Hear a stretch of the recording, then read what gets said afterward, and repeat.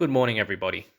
We are Studio YMCA, York, Milan, Connor, and Andrew, and this is our interactive playscape, the Terrain Chain. On our first site visit to the Sydney Olympic Park, we noticed there was a lot of infrastructure for pedestrians and cyclists. So we saw an opportunity to introduce a completely different physical activity to the park to add some more variety. Indoor bouldering is one of the fastest growing recreational activities. It is a great way to work on your strength and flexibility, and routes can be climbed in any way you want. The rules of bouldering are fairly simple. You have to climb from the designated starting holds to the final hold. As your ability increases, you're able to climb more physically and technically challenging routes. To keep boulderers interested, gyms will regularly update their walls and set new routes to allow you to try new things. And this is essentially the concept of the terrain chain. The terrain chain is an interactive modular landscape designed to be installed in any setting and is essentially a compact climbing gym with huge amounts of configuration opportunity. The module itself is an equilateral triangular pyramid. These are connected in a chain along their edges, and manipulating the chain gives each climbing shape its height, breadth, and unique surfaces. Bouldering holds are fixed to the chain, and that allows routes to be set and climbed whilst the structure is stationary. The terrain chain offers an experience that differs from traditional climbing gyms, because once the chain is manipulated, the bouldering route changes as well. This allows any member of the public to create a new set of climbing experiences and challenges whenever they want. The outdoor extent of the terrain chain also differs from typical gyms. Elements like sun exposure, wind, temperature, and humidity now all play into your climbing experience, changing the way you interact with the structure every day. We first started exploring the terrain chain configurations by scripting it on Grasshopper with Wasp and Kangaroo plugins. The basic design rules we input were: tetrahedron shape has edges of 1.5 meter lengths, the hinges were located along the edges, and two ground connections that can be twisted and shifted along tracks. The script involves creating a series of connections based on randomly generated aggregations of the tetrahedron form. The idea is to play around with lots of potential iterations to see what inspiration can be found with each one. We were able to input constraints to guide the aggregation along a curve and moving the control points along the rails, which created some very interesting outcomes. The Grasshopper script allowed us to explore the limitations of the form, but overall we wanted to explore more input variations such as rotation, which made the scripting very difficult. Pretty soon we figured we needed to create a physical model to explore what kinds of shapes we were actually going to see. So we printed this very simple terrain chain. Now you can see the 3D printed terrain chain is a super simple configuration. Now there's 12 modules here, and they're just connected end to end without any sort of third paths leading off to add complexity. The combination of using various physical and digital models allowed us to produce a number of interesting forms that we believed had potential to be physically manifested.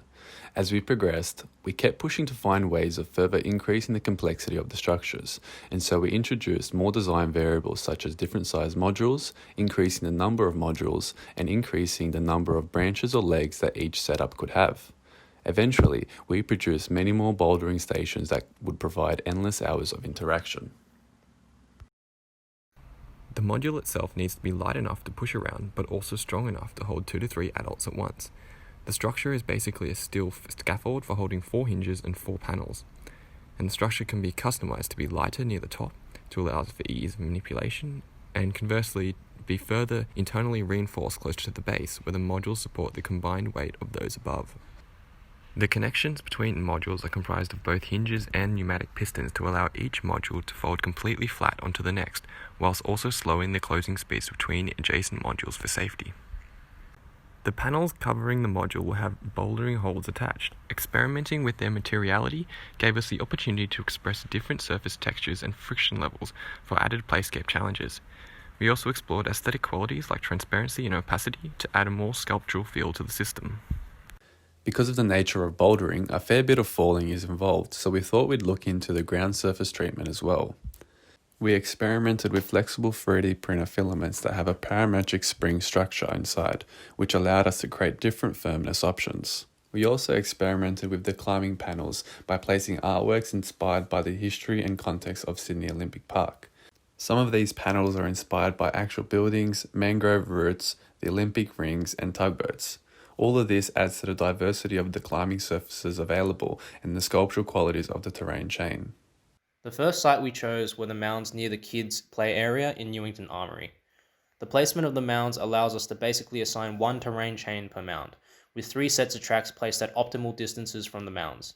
These tracks allow the chains to be compressed and expanded, creating unique shapes.